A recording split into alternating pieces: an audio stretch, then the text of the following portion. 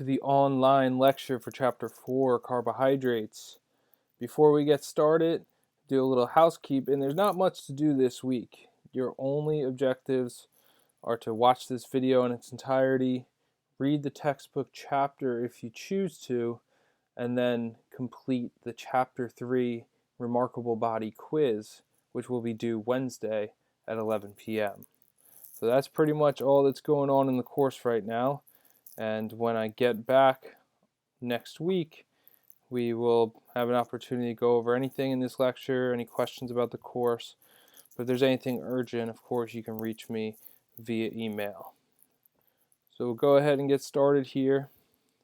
I'll just get my laser pointer set up.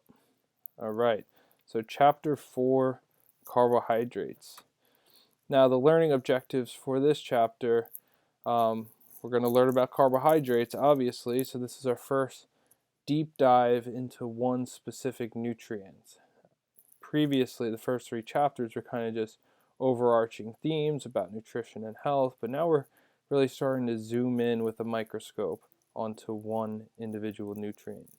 So in this chapter, we're going to compare simple and complex carbohydrates, where 2 classifications or 2 categories of carbohydrates. Then we're going to review and discuss the roles of glucose in the body. Glucose is a carbohydrate, and it's the primary fuel or primary energy for the cells.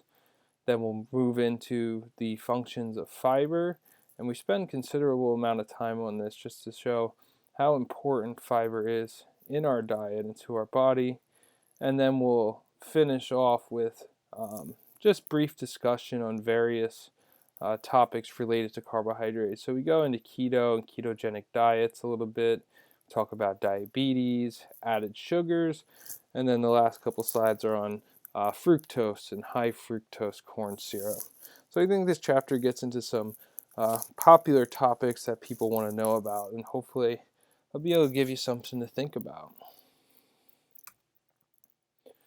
So just before we get into simple and complex carbohydrates, the question I had for you guys is, where do we find carbohydrates? Now, I think the most immediate answer for people is bread. And then if there's a number 2 behind bread, it's probably pasta. But we find carbohydrates in a number of different foods. So we can see we have different cereals and grains, rice.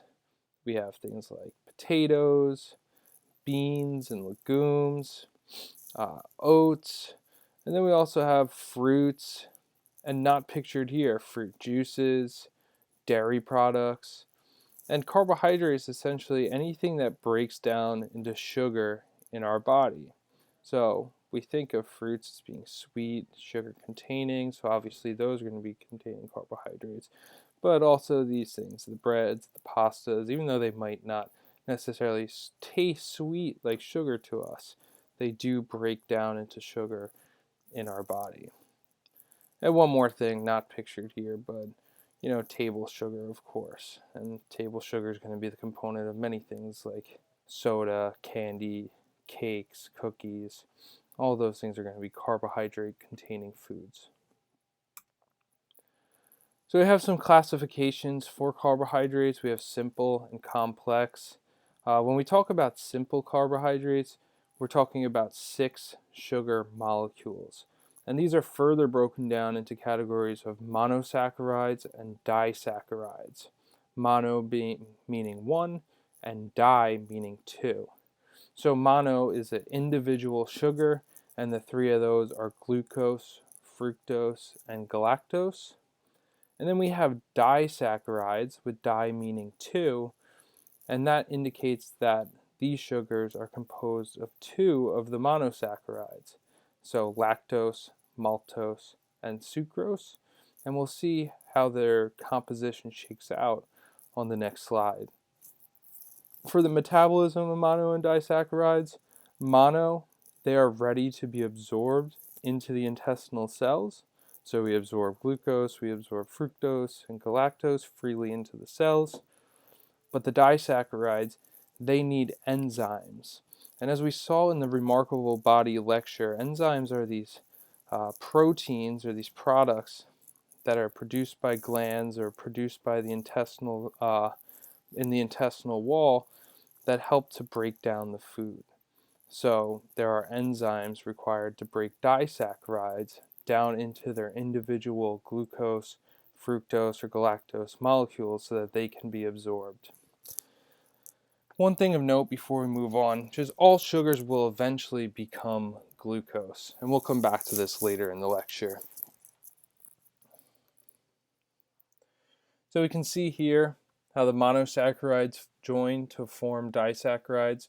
We have fructose, glucose, and galactose are monosaccharides. And then on the bottom we have sucrose, maltose, and lactose as our disaccharides. And you can see how sucrose is fructose and glucose combined, maltose is 2 units of glucose, and lactose is glucose and galactose. And as I alluded to before, we have enzymes in our intestine that are going to break down glucose and galactose into their individual components, and the same for the other two. So when it comes down to digestion and absorption, these disaccharides are broken down into their individual monosaccharides, and then these, of course, are going to be absorbed into our bloodstream as individual sugars. So those are our simple carbohydrates. We also have what's called complex carbohydrates, and we had mono, which is 1, di, which was 2. Well, now we have polysaccharides, which is multiple, many. And when it comes to polysaccharides, we have our starch and we have fibers. Now, starch is the plant storage form of glucose. So plants contain carbohydrates in the form of glucose, and they store that glucose for energy in the form of starch. That starch is packed into granules in the plant seeds, and one way, that we obtain carbohydrates in our diet is from eating those seeds and eating the plant products that are glucose containing. Just a note, glycogen is the animal storage form of glucose, and as we'll see later in this lecture, how we store glucose in the form of glycogen. The other part of this complex carbohydrates, the fibers. Fiber, some of you have mostly heard of before, are supporting structures. So when it comes to that plant structure, the leaves, the stems, the seeds, those are all the fiber-containing parts of the plant, and those cannot be broken down the body when they eat them. But some are involved in bacterial fermentation in the gut. So that bacteria in our gut, we don't absorb any of the fiber, but when it passes through into the large intestine, that bacteria can then feed on it. And as we've seen in previous lectures, that bacteria can lead to the production of certain nutrients, and certainly those that are beneficial to our body. Now we can see how glucose molecules form polysaccharides. So on the left-hand side, we have our starches, and we just see that the glucose molecules are lined up next to each other, and they can form unbranched or branched. And this is going to be different in different plants. And for the purposes of this class, it's not going to really, be important for you guys to know what it means to be unbranched or branched. In the middle, we have glycogen, which is that storage form in animals, and just kind of as a prelude or a preview of what we're going to see later on. So glycogen is stored in our muscle or our liver, and then when we need glucose to either fuel exercise or to increase the level of sugar in our blood, then these molecules can be cleaved off. So we can chop off a couple glucose molecules, and they can be either used in the muscle or sent into the blood and used as energy. The one on the right here, cellulose, these are fiber, and you can see how the glucose molecules make this layers. They make these layers, and unlike the glycogen, which we cleave off and we can use the energy, or the starch, which we can break down in the body with use of enzymes and then absorb it into our body, the fiber, with the way that it's structured, cannot be broken down. So this is not, we don't use enzymes to cleave these off, and we don't absorb the fiber into our bloodstream directly.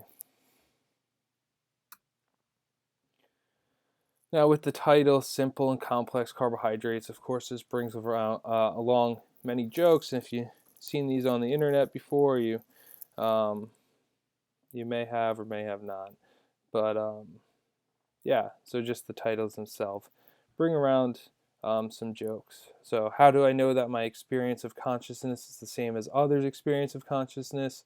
Why are we here? What is my purpose? What is the meaning of life? We have our complex carbohydrates. And you can see bread, either rice or oatmeal, potatoes. This is probably some kind of cereal. All those would be considered complex carbohydrates. Those are starches, and they're just dealing with complex human issues. Then on the right, you can see the soda saying to the potato, Spud, you're one complex carbohydrate.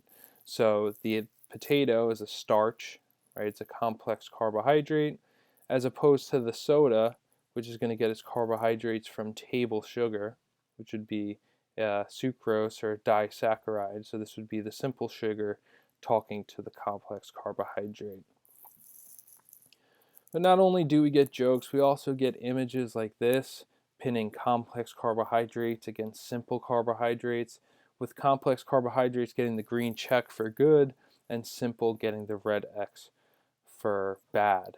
Now, I don't want you guys to fall into this mindset. Now, the simple versus complex, as we've seen, is a classification based off their molecular structure, not based off of their health or how they, um, based off what they do to our health. And so when you make this, not only are you saying that there's good foods and bad foods, which is not necessarily the case, it also leads you to a position where you're misclassifying things, because certainly things like fruits uh, can be put into a simple carbohydrate context, and then also things like white bread, cereals, potatoes, those can also be put into the category of complex carbohydrates if we're basing it off the definition that we have in the textbook. So I think it gets a little bit messy trying to say that simple carbohydrates are bad and complex carbohydrates are good, um, even though we can see that sometimes that is the case, because certainly we don't want to advocate for the consumption of things like soda and candy, which are certainly simple carbohydrates. So just something I wanted to point out to you guys, because if I've seen these things come across my computer screen, it's very likely that at some point it will come across yours as well. Now, the need for carbohydrates, as we've learned, is one of the 6 essential nutrients, so we do have a new need for them. Now, the function is that it's the preferred energy source of our cells, and this is especially true for the brain. So the primary fuel for our brain is carbohydrate in the form of glucose. It's also the preferred energy source of the cells for the muscles during moderate to vigorous exercise. Now, we don't do the performance nutrition lecture until later in the semester, but when we engage in moderate to vigorous exercise, say a basketball game or a weightlifting session, uh, and then also, say we go out and run a 5K, we're going to, at a pretty fast pace, we're going to be drawing on carbohydrates mostly. For fuel in our muscles. Now, in terms of dietary sources, we just saw a couple on the previous slide, but we do have preferred dietary sources, of course, our whole foods, so fresh fruits, whole grains, starchy vegetables, legumes. And non-starchy vegetables are going to be your things like green beans, broccoli, cauliflower, onions, peppers. Those things contain very small amounts of carbohydrates, but we wouldn't necessarily put them in the category of carbohydrates. Our starchy vegetables are going to be things like potatoes, corn, green peas, and those are going to be much higher in the carbohydrate containing category. Legumes, if there's some of you that have never heard this term before, This would be like beans, lentils, and even peanuts are considered a legume.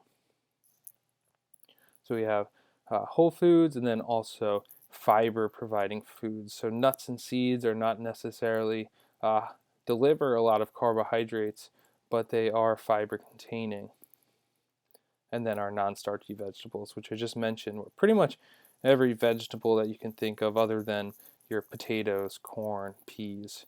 Um, Perhaps there's one or two that I'm not thinking off the top of my head, but the list of non-starchy vegetables is much longer than the list of starchy vegetables. Now, our goal for carbohydrate intake for weight management and disease prevention, we have the AMDR, which we learned in Chapter 2 is the acceptable macronutrient distribution range. So this is a range of where our total calories should come from for each nutrient. And for carbohydrates, it's 45 to 65% of our total calories. So if we eat 2,000 calories per day, we want 45 to 65% of those calories to come from carbohydrate containing foods. And the second goal that we have is to increase fiber rich whole food sources. So, fiber containing foods, whole grains, non starchy vegetables, nuts, and seeds to increase our fiber intake. And we'll see why that's important later on. And then, number 3, our goal for carbohydrate intake is to reduce refined white flour and added sugars. So, white flour, things like white bread, white rice, has been stripped of various nutrients, including fiber. And so, it's not quite as beneficial as consuming the whole wheat or whole grain variety. And then also eliminating added sugars, which is giving excess carbohydrates and excess calories without necessarily providing any nutrients, beneficial nutrients.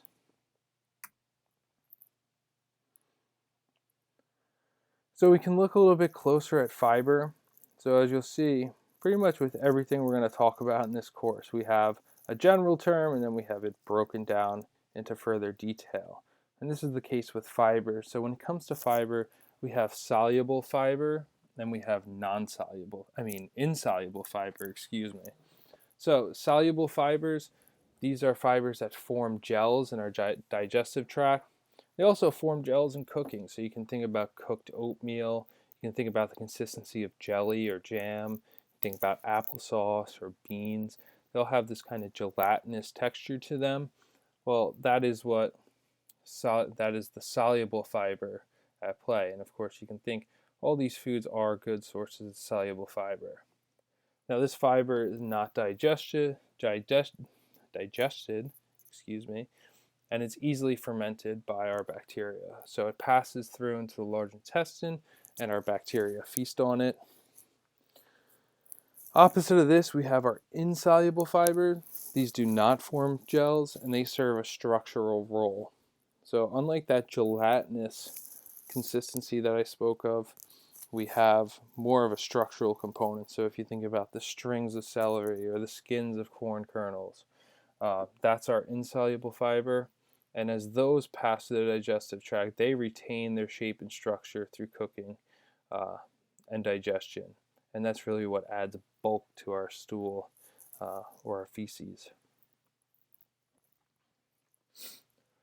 Now, when it comes to pretty much all foods, it's not just one or the other. It's not all soluble fiber or all insoluble fiber. It's a combination of both, as you can see here.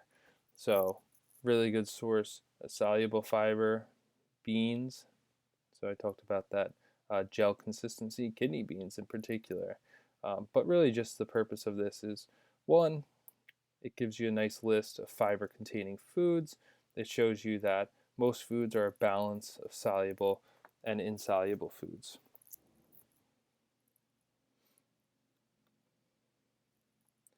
So why recommend fiber-rich foods, and why is fiber important? So fiber comes with various health benefits. The first one is a reduced risk of heart disease and stroke, so reduced risk of cardiovascular disease. Number 2, promotes a healthy body weight. And number 3, it improves digestive tract health. And now we're going to spend some time going into each of those to see why this is the case. So for the first one, lowering risk of cardiovascular disease. So this is shown primarily in epidemiological research.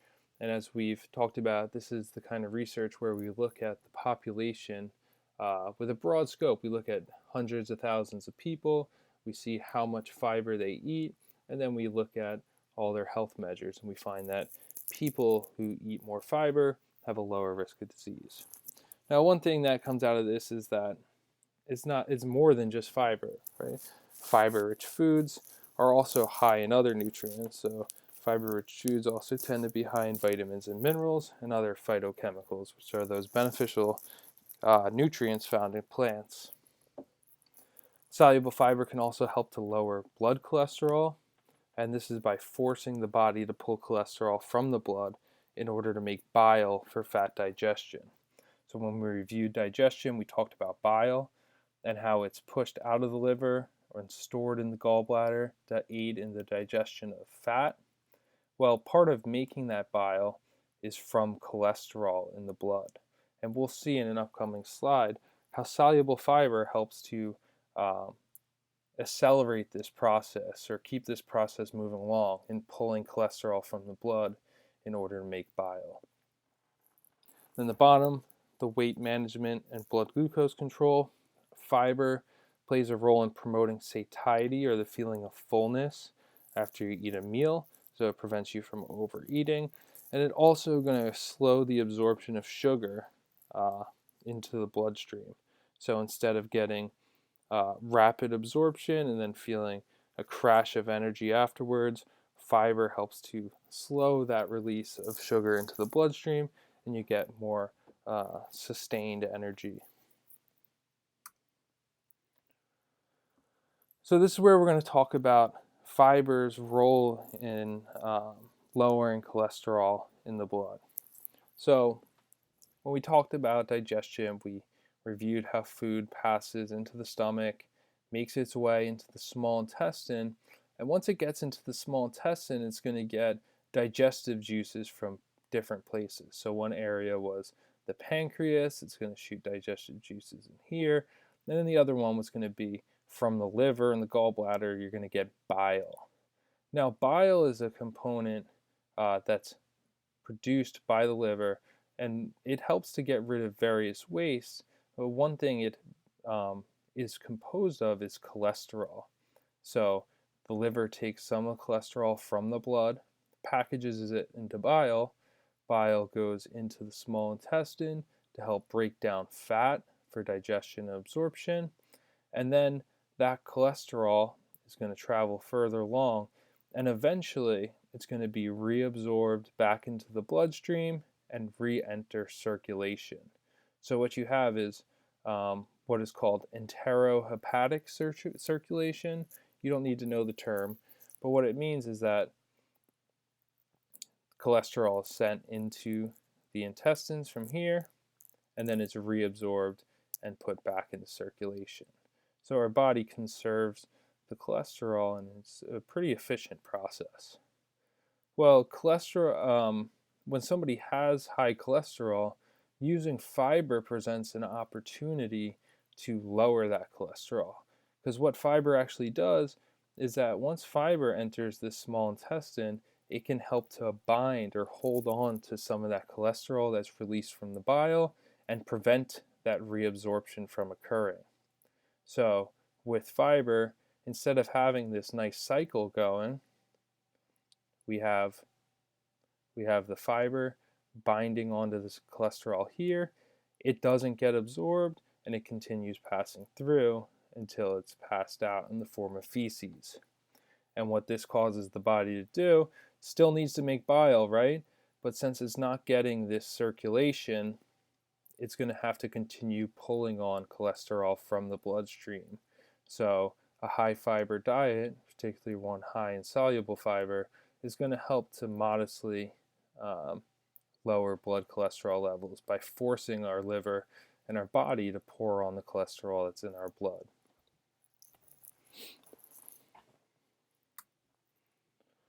And now this is they talk about this in the textbook, and this is the diagram that they give you. So you can see with a high fiber diet, the liver uses blood cholesterol to make bile, the gallbladder stores bile, the bile aids digestion, and with a high fiber diet, it's bound by fiber in the colon, and then it's excreted in the feces, and just a little bit of cholesterol is absorbed, but the liver is going to have to use more blood cholesterol to start continue making it. We can oppose this to a low fiber diet, where same process is happening, but only a little bile is being excreted, and then much of the cholesterol is being reabsorbed. So, in a nutshell, what we just looked at is why a high fiber diet may be useful for helping to lower cholesterol in the blood. And that's where recommendations that you see on oatmeal boxes, right? Oatmeal may help to lower cholesterol or whatever. Fiber may help to lower cholesterol or reduce risk of heart disease. This is the process by which that recommendation comes about.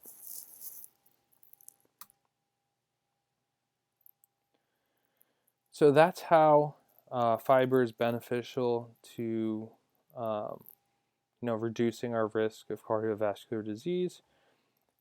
Second benefit of fiber is that it aids in promoting digestive tract health.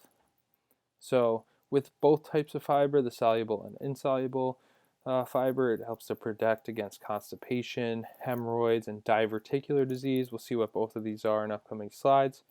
And by doing this, it eases elimination, so it makes it easier for us to go to the bathroom and reduce the need for straining. So we don't have to push so hard and fight to go number 2.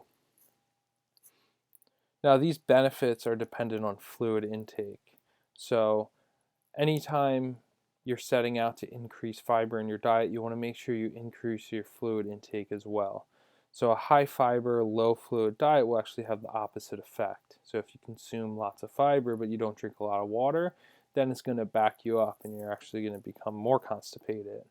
So as a rule of thumb, if you increase fiber, increase fluid.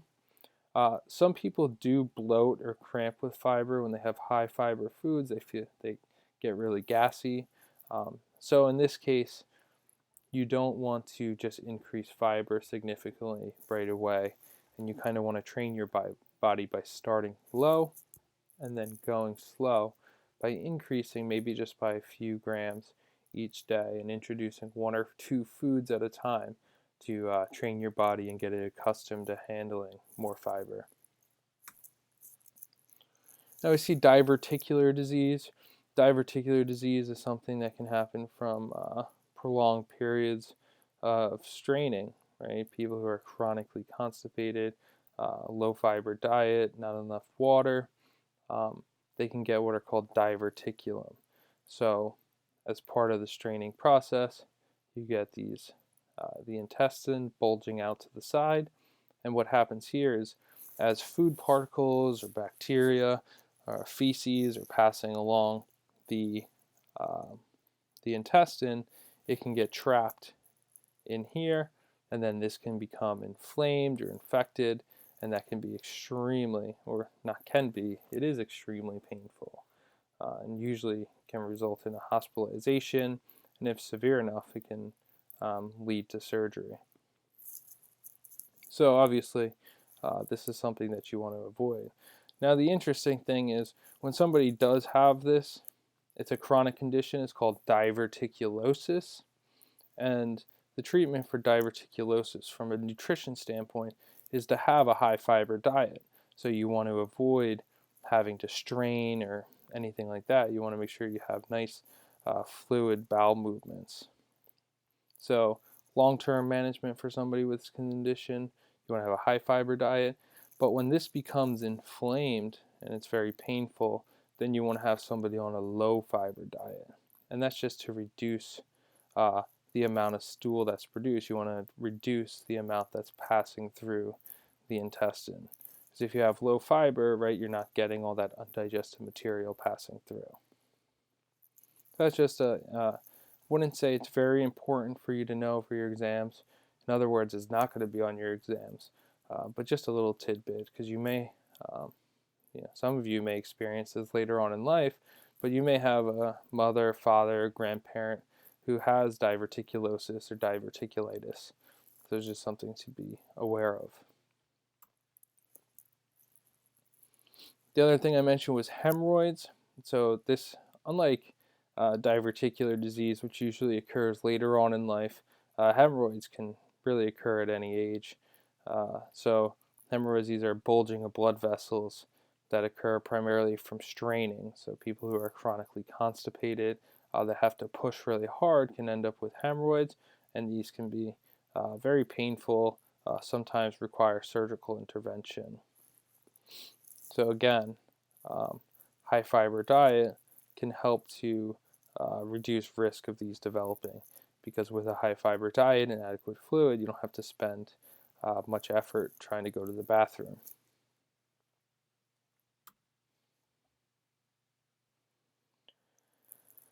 Also with digestive tract health, a high fiber diet or high fiber intake is associated with a decreased risk of colon and rectum cancers.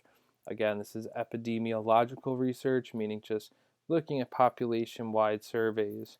You see that people that consume more fiber are going to be have less cases of colorectal cancer. And then the last bit, food sources are always preferred. So our whole grains, our beans and lentils, our fruits, vegetables, those are going to be our best sources of fiber. There are various fiber supplements out there, but they lack protective nutrients and phytochemicals, right? So if you take a fiber supplement, you're getting the fiber, but you're not necessarily getting the vitamins and minerals that are found in these, and then those unique phytochemicals that we mentioned a number of times. Another thing with the fiber supplements, it's also much easier to exceed a desirable amount. So you can get a lot of grams of fiber in, 1 to 2 doses of a fiber supplement. And you could, have that opposite effect we talked about, whereas you're less likely to do that by just choosing the food sources.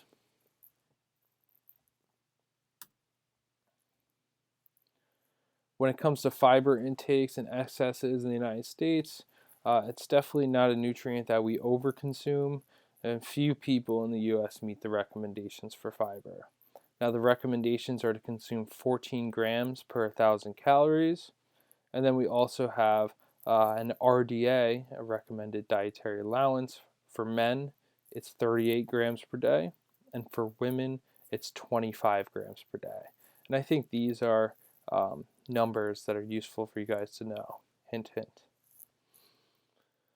So ways to add fiber, choosing whole grains, and then one technique or strategy would be to swap legumes for meat sometimes. So, maybe you have burrito night in your household instead of having chicken burritos or beef burritos. Try just having bean burritos. So, doing things, making swaps or lentils instead of a chicken dish. Ways to incorporate more fibrous foods, because things like chicken, beef are not going to have any fiber. Let's see. So there are risks with very high fiber intakes, and the two things here. So we have something called chelation, and that's where there's a binding of essential nutrients. So just as we saw that fiber is able to bind cholesterol in the digestive tract, it can also hold on to some things like iron, zinc, and calcium. So if somebody consumes a diet, or if they're at risk for one reason or another of a deficiency for iron, zinc, and calcium, with a very, very high fiber intake, they could limit the absorption of this nutrient and not be getting enough.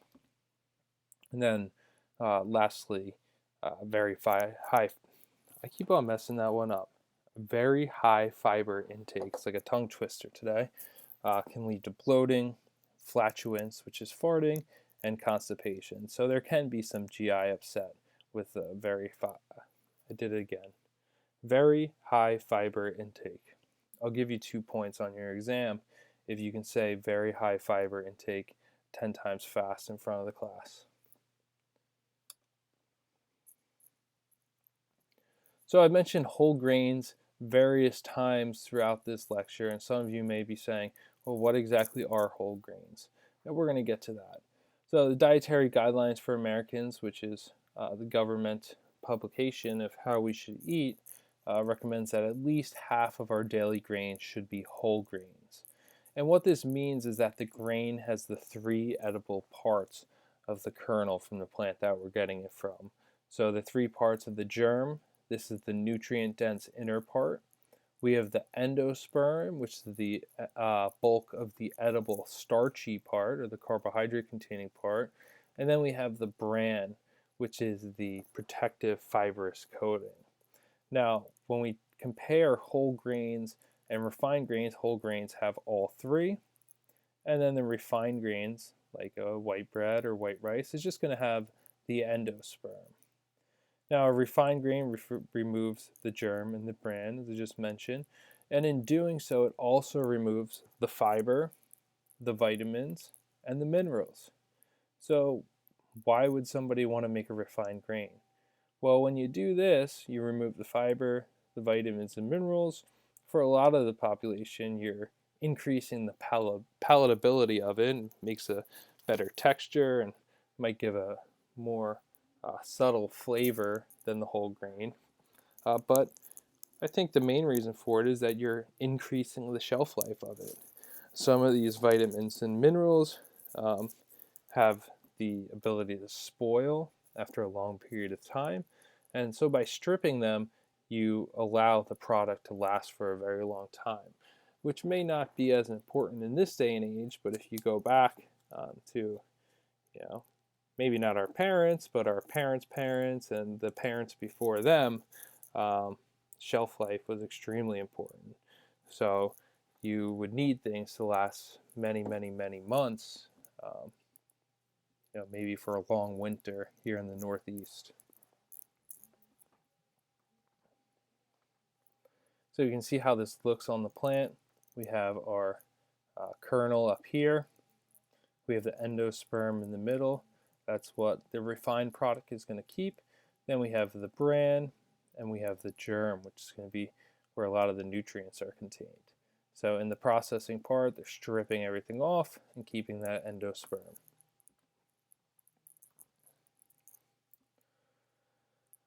Well, with the United States recognizing that we consume a lot of refined grains and that in that process of making refined grains, we're losing a lot of the nutrients, we want to make sure that our citizens are still getting the nutrients that they need. And out of this comes the U.S. Enrichment Act of 1942, and this is an initiative to make sure that those nutrients that are lost in the processing of the grains are replaced in the diet. So with this, all refined grains, our white breads, our white pastas, have these added back in. So these are lost in processing, and then they're added back in. In 1996, they added folic acid. And when we get into vitamins and minerals, we'll spend a little bit more time on this and how it's important in times of childbearing age for women, especially leading up to pregnancy. So even with this enrichment of the grains, whole grains are still superior to enriched grain foods. So while they do replace some of the minerals and vitamins, they don't replace all of them. So things that they don't replace are vitamin B6, magnesium, zinc, the fiber, and the phytochemicals, of course, are not replaced. So one thing that you guys will need to be responsible for knowing, maybe in the first exam, but certainly in the final exam, is the difference between enrichment and fortification. So we see enrichment here is that we're taking vitamins and minerals that were in the original product, were lost in processing, and now we're putting them back into the product to make sure that they're there. So that's enrichment. Fortification is introducing new ingredients that was never in the original product. So fortification, the best example I can think of would be vitamin D in milk. We see that in most milk products will say fortified with vitamin D. Milk by nature is not going to contain vitamin D, but it is a nutrient that we don't, we struggle to get in our diet. And so, um, you know, companies and the government have made an initiative to make sure that we're adding it into things. So in the context of grains and cereals, right? Perhaps somebody might put omega 3s or they might put vitamin B12 into breads to make sure somebody uh, is getting enough of those. And I'm kind of lost here, but basically the difference is enrichment is we're adding back in things that were lost in the processing, and fortification is introducing a new ingredient, a new vitamin and mineral into the product that was never actually there.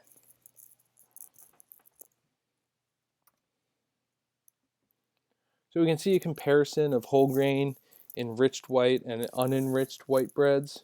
So we can see we have the natural source, the whole grain, we have the enriched in the green, and we have the unenriched. So we can see in the processing from the whole grain to the unenriched, we lose a lot, and then they add some back in. And you can see for uh, some nutrients, they don't quite meet the original product. Others, they exceed. But overall, we'd say that the whole grain bread is going to be the most desirable, especially in terms of fiber and things like magnesium and zinc, especially being two nutrients that are underconsumed in our society.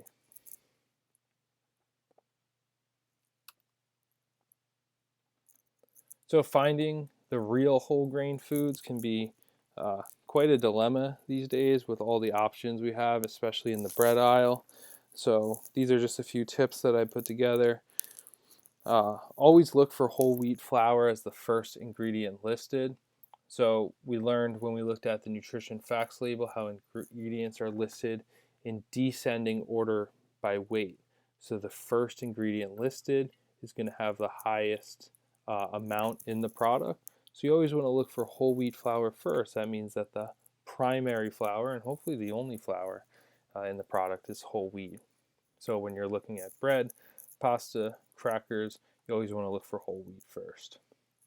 You want to be careful with misleading labels. So on the front, it may say high fiber, it may say brown color, it may say multigrain, but still the primary ingredient may be enriched white flour, enriched wheat flour, and those are not the same. They're not the same as whole wheat flour.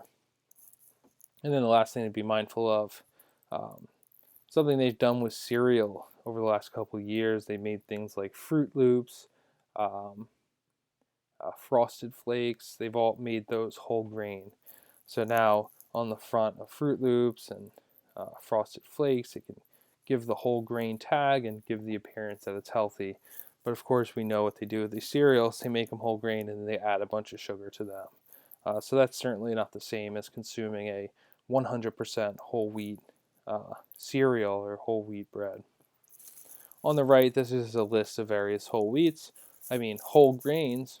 And for those of you that cook at home, I think it's important for you to start experimenting with some of these because, it becomes pretty boring if you're only consuming brown rice, whole wheat pasta. So you can always mix things up, and things like barley. Let's see, quinoa, barley, quinoa. One that's not listed here that I've been using a lot recently is something called farro, Farro. But definitely farro, quinoa, barley, brown rice. Those are all great sources of whole grains.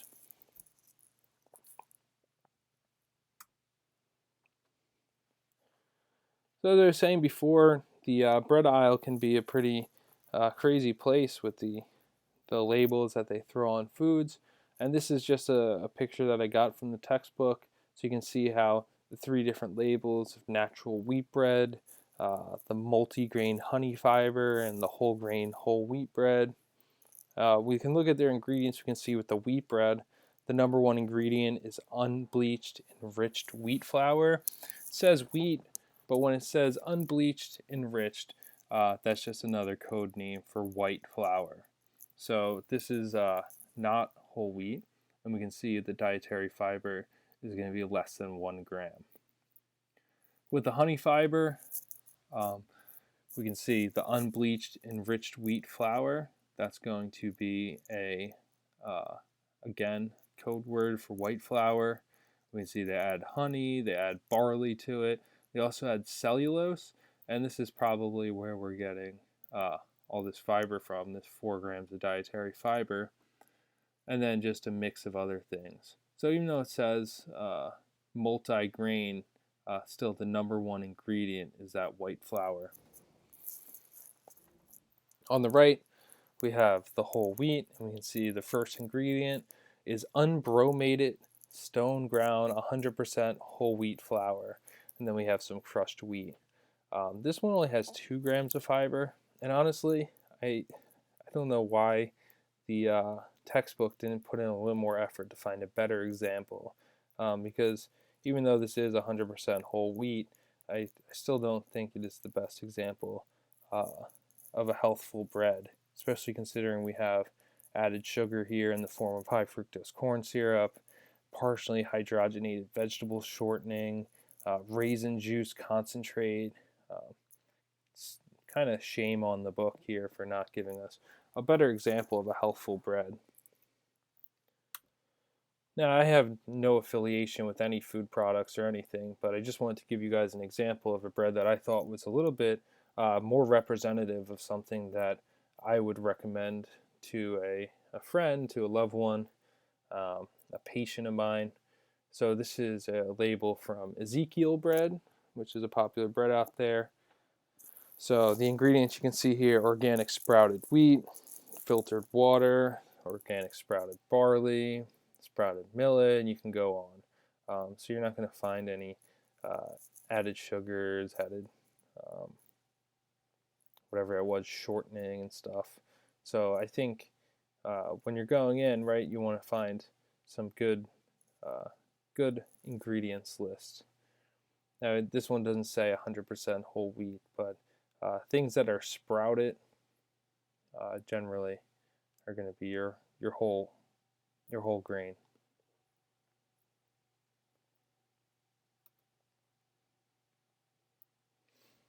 All right, so that is it on our fiber section of the lecture. Now we're going to do a little bit of carbohydrate metabolism, so looking at digestion and absorption. So from carbohydrates to glucose. So as I mentioned earlier in the class, eventually all the carbohydrates are going to turn into glucose in the body. So starting with digestion and absorption, starch and disaccharides are going to be broken down into monosaccharides for absorption. So we talked about the enzyme activity in the intestine. So starch and disaccharides are going to be broken down until they become those single sugars to be absorbed. Starch digestion is going to begin in the mouth. So there's enzymes in our saliva that are going to split the starch into shorter units. Starch digestion is going to stop in the stomach, but then it's going to resume in the small intestine. So it's going to be broken down further, and then in that small intestine is where it's going to be absorbed into the bloodstream. Sugars are going to split to the free monosaccharides. Those pancreatic enzymes coming from the pancreas are going to break the starch down into disaccharides. And then we have enzymes on the lining of our small intestine that are going to take those disaccharides and make them into monosaccharides. They're going to be absorbed into the bloodstream, and they're going to travel directly to the liver. The fiber is not digested or absorbed into the small intestine or in the small intestine. It's going to be passed into the large intestine and fermented or feasted on by the bacteria in our colon. And then the fiber that's not that continues going to pass through into our feces or poop. So how carbohydrate in the food becomes glucose in the body, right? We break down some of the starch in our mouth with this enzymes in the saliva. It's going to stop in the stomach, but then once we get into the small intestine, it's going to be broken down by enzymes into smaller molecules. Eventually, it's going to become into the single molecules that are going to be absorbed into the intestinal cells, and they're going to pass into that portal vein that goes directly to the liver. So you can see different color codes for the different sugars. You can see that eventually in the portal vein, we're going to get all 3 colors of single sugars into that portal vein, and they're going to go along to the liver. Now, in the liver, we're going to get all colors, but they're going to eventually become glucose. And that's what I mentioned before, is that all sugars eventually become glucose, and glucose essentially becomes this currency of our body for energy. It's the preferred fuel source for our cells. And one thing I just want to point out here, this is perhaps the primary role of the liver. It's pretty much where all of our nutrients flow, and then they're packaged into the way that our body needs them to be. So it's basically just machinery that packages all the goods that it receives and then sends them out into the body in the way that they need to be in order to be used properly. And then the last bit of it, things that are not broken down, that fiber is going to pass through. It's going to be feasted on by the bacteria and pass through in the form of feces.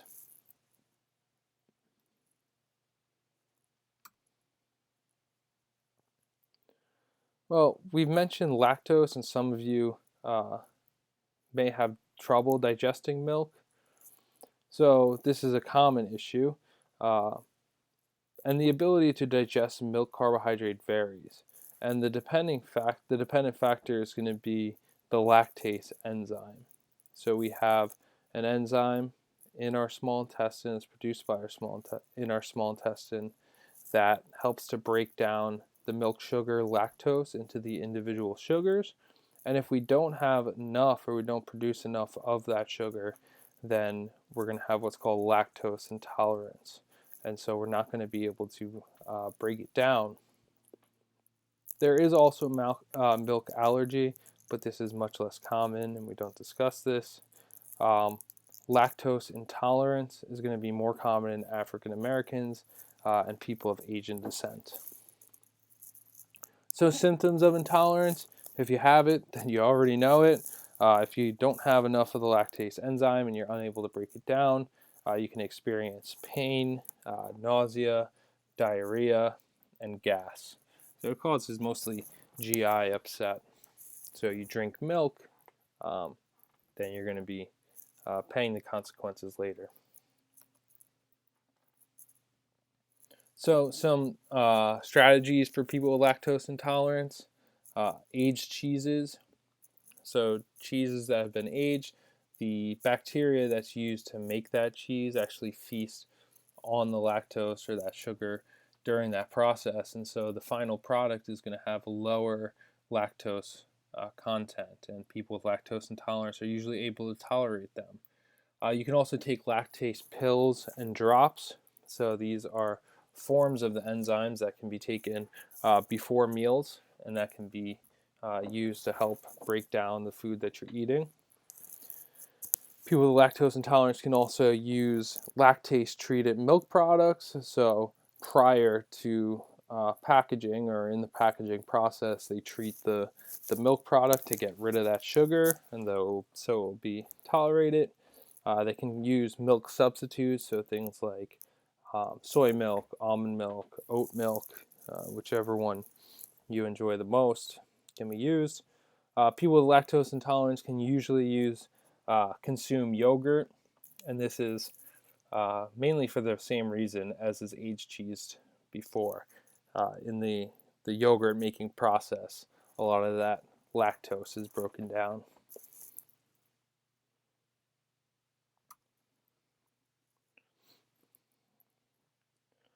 So now we'll move into the body's use of glucose.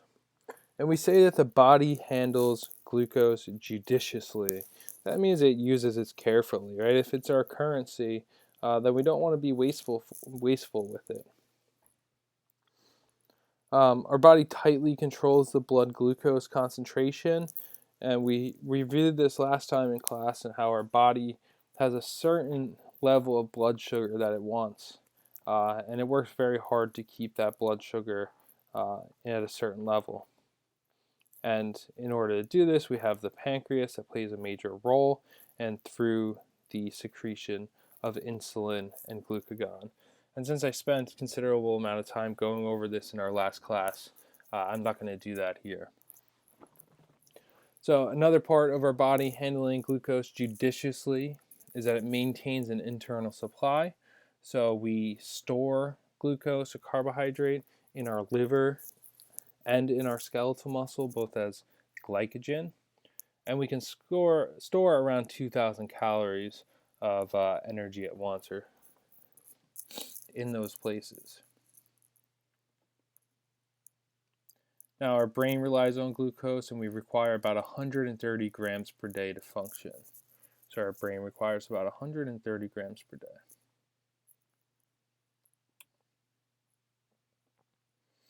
Now the regulation of blood glucose is what we went over last time. So there's the two safeguarding activities. You can siphon off excess blood glucose so you can send it to the liver and muscle for storage via insulin. Right? We saw after a meal our blood sugar raises, our pancreas secretes insulin, and that pushes glucose into the cells for storage. And then we also have the replenishing of diminished glucose. So once our blood glucose dips down low, that glycogen in our liver can be broken down by the hormone glucagon and restore that blood glucose back to where it needs to be. And one thing I noted when we talked about it last week is that the muscle glycogen can only be used within the muscle. When we need to restore the blood glucose, we can only get it from the liver.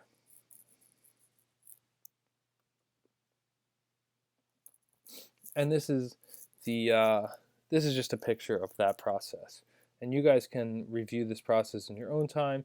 You can probably also find a nice YouTube video that explains it. But since I spent time doing it in class last week, I'm not going to do it again.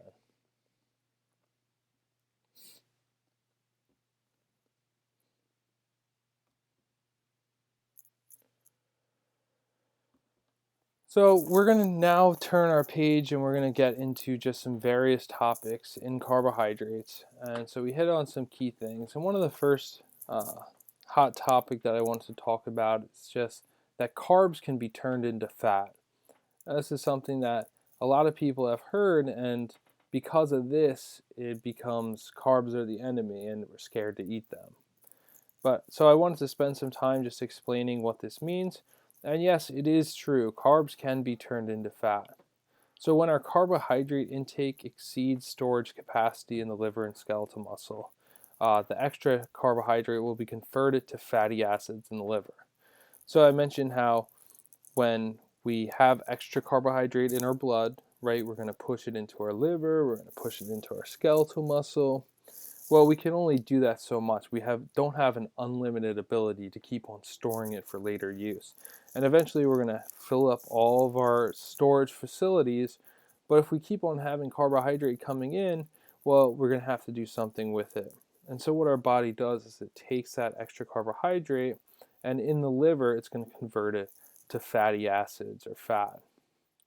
So once that's done, the fatty acids are going to be released into our circulation, and they can either be used for energy or stored in fat cells. So storing fat.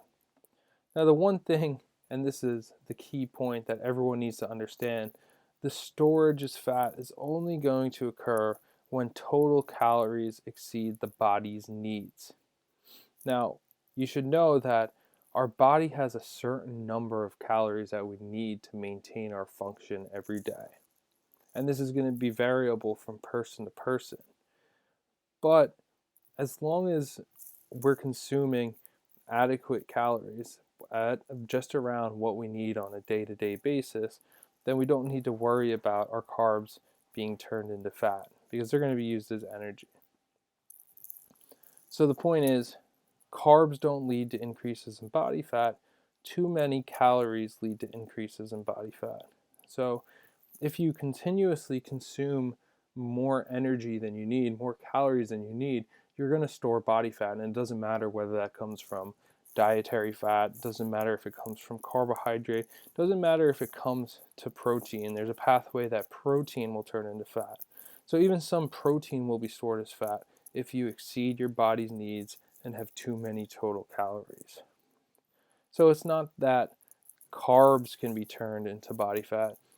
All of our macronutrients, all of our calorie containing nutrients can turn into body fat if we're consistently consuming too many total calories.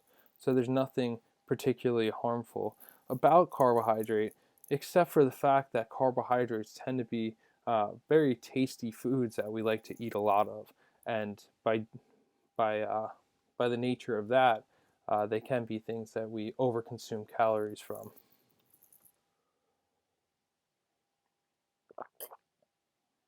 Sorry, I need a drink of water here. So what's the deal with keto? Now, this is perhaps the most popular diet of the last couple of years, the ketogenic diet. And some of you may know more than others, but basically a ketogenic diet is an extremely low carbohydrate diet in which somebody typically consumes less than 50 grams per day. So just to give you an idea of what less than 50 grams of carbohydrate looks like, one slice of bread typically has about 15 grams of carbohydrate, and one medium apple typically has about 25 grams of carbohydrate. So if we have somebody that eats, let's say, a peanut butter sandwich, that gives them 30 grams, and they have a medium apple on the side, they're already at 55 grams, and they've probably exceeded or come close to their daily limits. So that's all the carbohydrates they can have for the rest of the day. Now you can imagine how difficult that is and how few carbohydrates you actually have to consume. So you have to cut out a lot of your favorite foods, and helpful to foods too. You have to cut out whole grains. You have to cut out fruits and some vegetables. Now, the purpose of doing this is that with prolonged carbohydrate restriction, so not one day, but over a span of weeks, you're cutting back and using up all of your carbohydrate stores. And since it is the preferred fuel in our body, eventually we're going to have to find something else to use for fuel. So once our carbohydrate stores are depleted, our body's thinking, well, we need to find something else to use. So what are we going to use? Protein or fat? So we can get carbohydrate, we can get glucose from protein, but doing so is going to cause us to pull from our vital tissues, right? A lot of our vital organs are going to be made of protein, so eventually we'd have to break down those. Obviously, that's going to be detrimental, and not only is that dangerous, but the conversion is inefficient. It's going to be hard to match the energy needs. Well, what about fat? Fat can't be turned into glucose, but it can be turned into ketones. And just as a survival mechanism, since we have so much energy stored on us in fat, even if we are lean, this is the pathway that our body goes down. So once our carbohydrate stores are depleted and they're not replenished, we're not going to start breaking down our protein, our body protein. We're going to start breaking down our fat. It's going to be turned into ketones. And eventually our body's going to no longer be running on glucose as the primary fuel, but it's going to be switching to ketones. So basically, the ketosis or ketogenic diet is going to be a survival mechanism that's intentionally induced, and then it can be maintained by continuing to eat minimal carbohydrates, consuming high fat, and having a moderate protein intake. And just so you get a picture, 60 to 80% of the calories are coming from fat.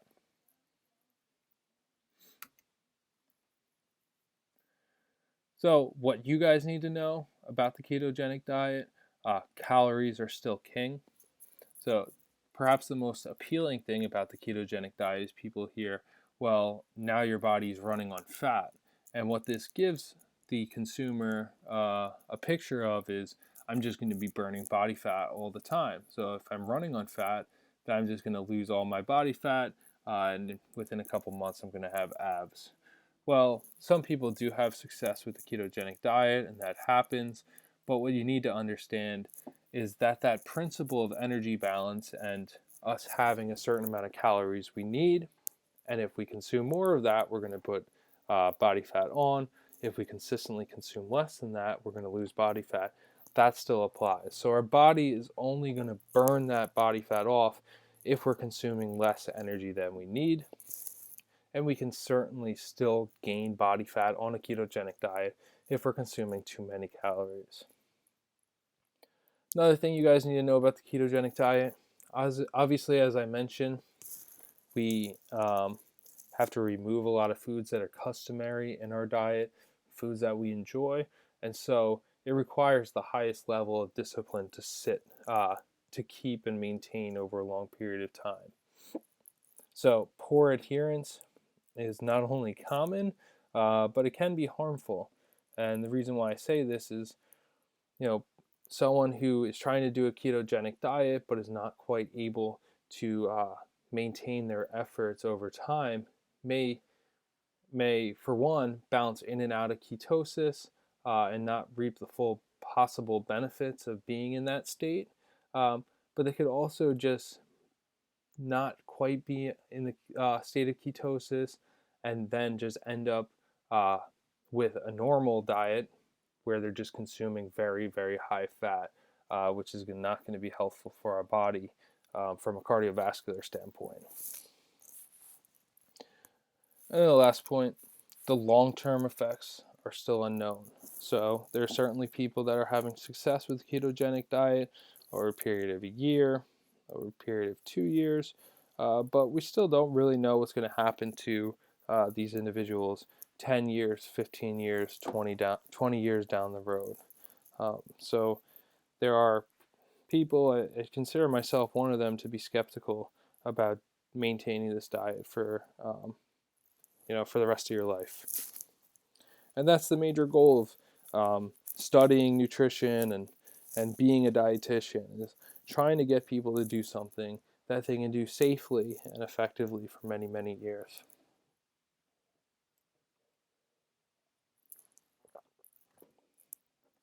All right, so that's the ketogenic diet. Now we move into another just miscellaneous topic of diabetes. Diabetes is a leading cause of death in the United States, and it's a major contributor to heart disease and kidney failure. We have two types of diabetes. We have type 1, which is the less prevalent autoimmune condition, and we have type 2, which is the much more prevalent and lifestyle-related condition. We also have a condition called prediabetes, which is just, you're approaching having type 2 diabetes, but you don't quite have it yet. So it's borderline diabetes type 2, and it's a critical stage of prevention. So once you're being told that you have prediabetes, you can always turn back with lifestyle interventions, and so in some cases, doctors will prescribe medication. So type 1 diabetes, it accounts for 5 to 10% of all cases. It was previously named juvenile diabetes because mostly showing up in children. But as time went on, finding it can also develop as an adult. So you can develop type 1 diabetes later in life. It is an autoimmune disorder, so our own immune system attacks our pancreas, and we lose the ability to produce insulin. Now, what we've learned about insulin in this class is it helps to regulate our blood sugar, and diabetes is a condition of, a inability to effectively regulate our blood sugar. And so if we're not producing insulin, Type 1 diabetes is usually characterized by increased levels of blood sugar, but it can also have to do with low. And we don't necessarily get into all those details here. But whatever the case may be, type 1 diabetes, or people who have it, need to rely on external sources of insulin. So they'll have injections of insulin, and that will help to keep their blood sugar where it needs to be. Then we have type 2 diabetes. This is the predominant form of diabetes, and it was previously named adult onset diabetes because it was the type of diabetes people got when they got older. But unfortunately, with the health of our nation, it's now occurring in children as well. So in this form of diabetes, the pancreas is still producing insulin in the early stages, but our cells are losing the ability to use it in something we call insulin resistance. So our cells are becoming resistant to the insulin and are not taking in that blood sugar and using it effectively. Obesity underlies many cases. So, people who are overweight and obese are at increased risk of developing type 2 diabetes. Other risk factors would be people who are middle-aged. So as you get older, we have a natural decline in our ability to respond to insulin. Physical inactivity or sedentary lifestyle is also a risk factor. And then there is a genetic component of type 2 diabetes. And if someone who's listening to this, if your mother or father or grandparents have type 2 diabetes, you are at risk of developing type 2 diabetes as well.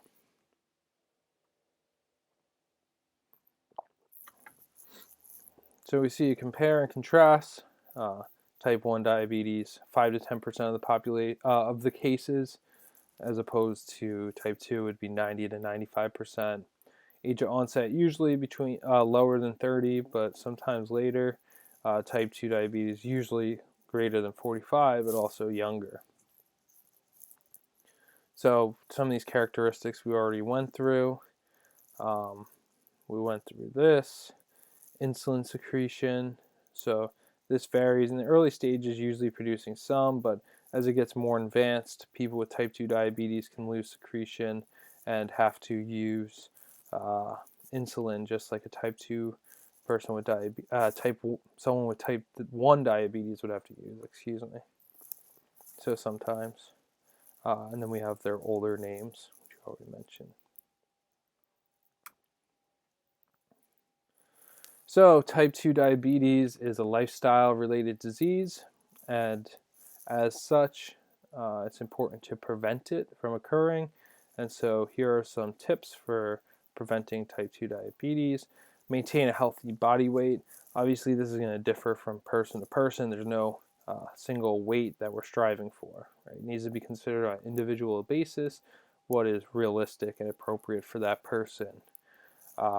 You want to promote a nutritious eating pattern, so making sure someone has adequate but not consistently excessive total calories. You want to avoid unnecessary or undesirable weight gain. And a diet that's high in vegetables, legumes, fruit, fish, poultry, and whole grains is going to be a generally healthful diet.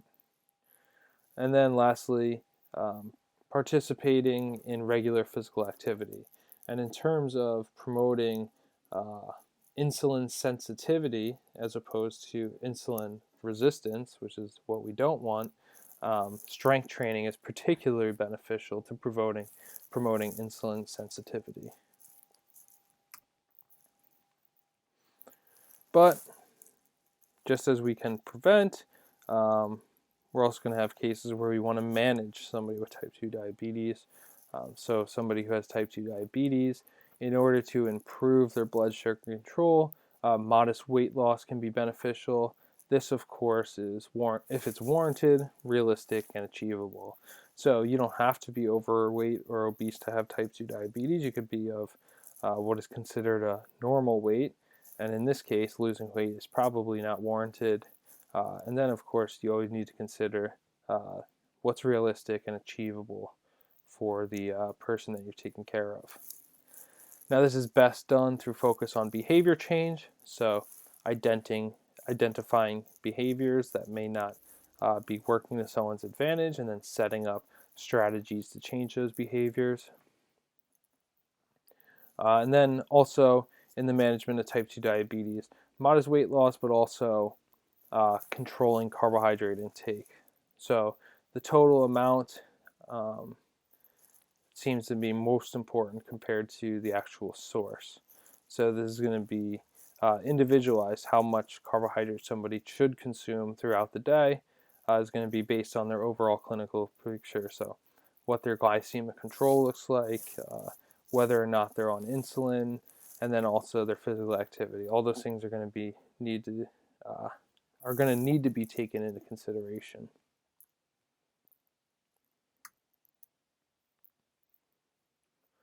Our next topic is added sugars. And with this comes the question, do added sugars cause obesity? So in the past decades, we've seen that Americans have increased in size. And now in recent statistics, 2015, 2016, I think there are probably newer ones out, but the prevalence of obesity in adults is 39.8%. That's rather large. So energy intake from sugar is a major contributor, and our top calorie sources are sugary desserts and sugar sweetened soft drinks, like soda. Now, sugar can contribute to weight gain, but it does not necessarily cause obesity. So we have a lot of foods in our food system that are high in sugar, high in calories, but it does not necessarily cause the obesity. And we can see how increases in body weight have occurred over time.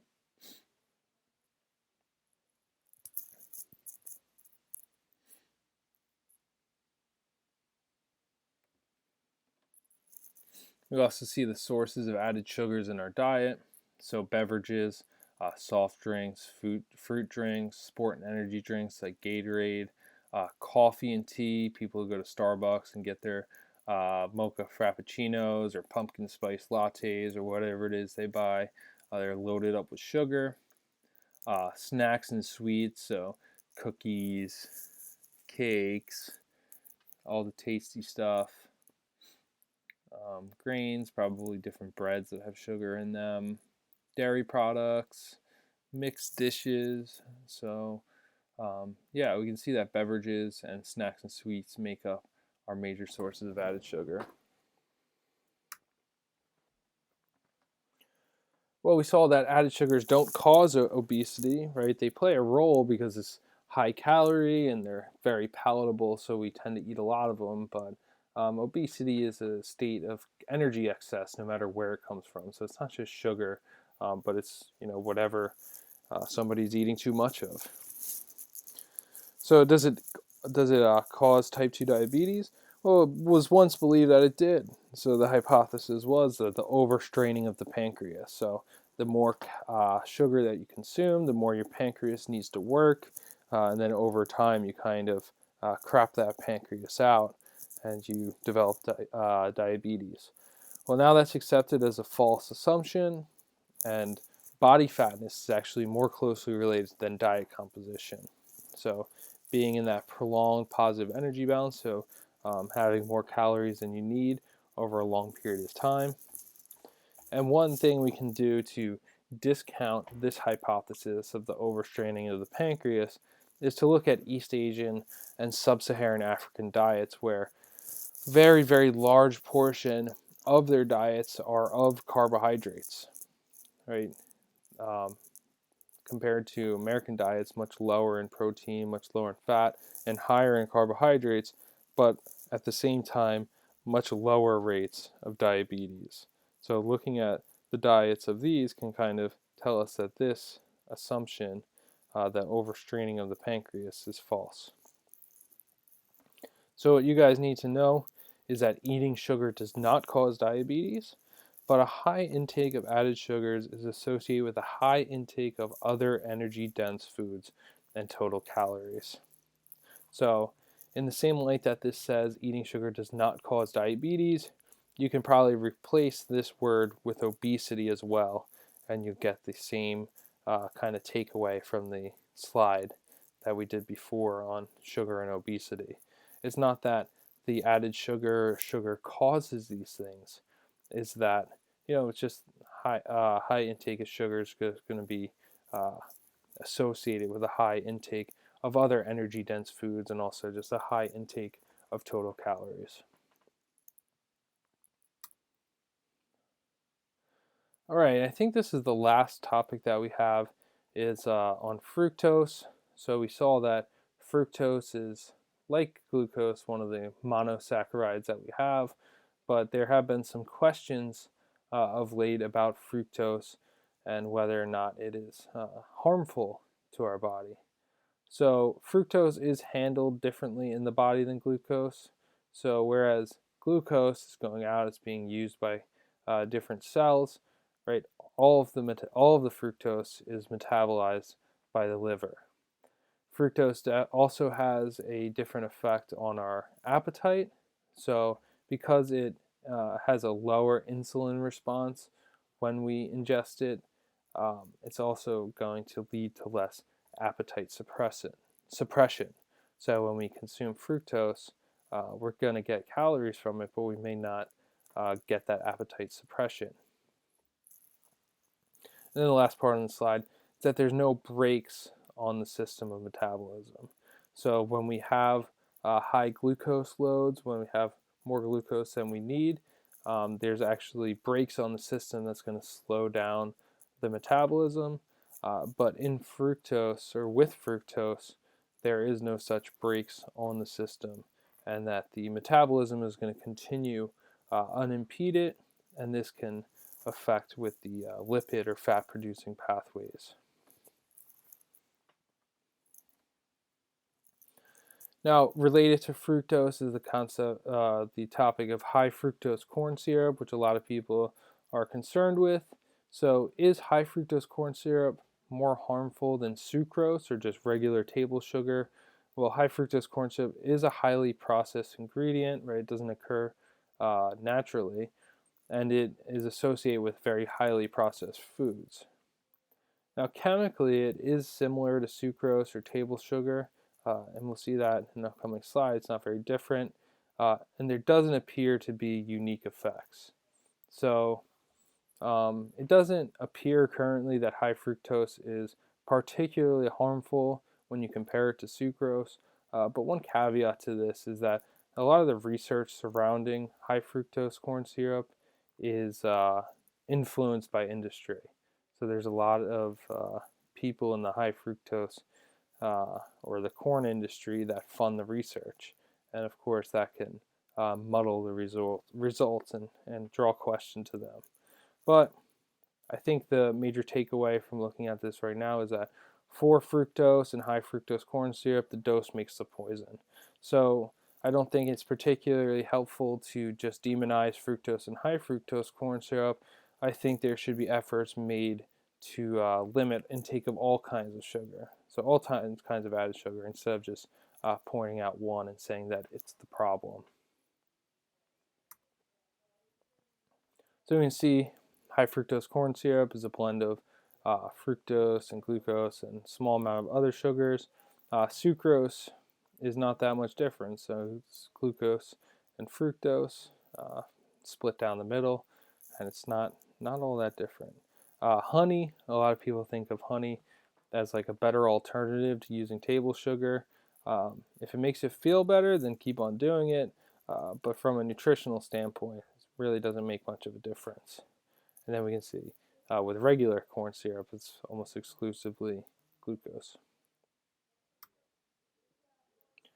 So this is just a compare and contrast of the usefulness of carbohydrates straight from your textbook. And this is just more so than anything a summary slide, especially on the left-hand side, the carbohydrates in the body. So this is for you guys to review on your own time and have for the exam when it comes time to study for it. The stuff on the right, a lot of it is more of food stuff. It's not as important, but I think it's worth taking the time to look at it. and review. And that is it for our lecture today. Now, before you close it, I just want you to listen to one message carefully. And that message is, if you have sat through and listened to this whole thing, I would like for you to email me your favorite food, and by doing so, you will receive 2 points on your exam 1 grade. So I will add 2 extra credit points to your exam grade if you email me your favorite food, and this offer will expire next week when class begins. So those of you that are taking the time to review the lecture this week and listen to the whole thing will be rewarded.